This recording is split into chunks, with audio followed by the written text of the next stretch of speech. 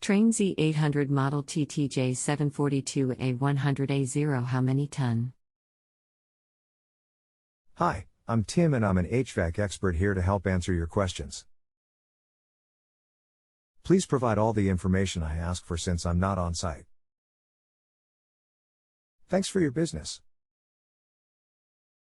This is a 3.5-ton unit. A company says it's 3 tons and wants to replace it with like. House is 2,300 square foot, and the existing unit always cooled great. Should I let them put in the 3 ton? It is not a 3-ton unit. The tonnage is determined by the number after the 7. In this case, that is 42. There are 12,000 BTUs in a ton, so a 42,000 BTUs unit would say 42 or 3.5 tons. Your house may be able to get by with 3 tons if they do a manual J calculation and it is determined that 3 tons is enough.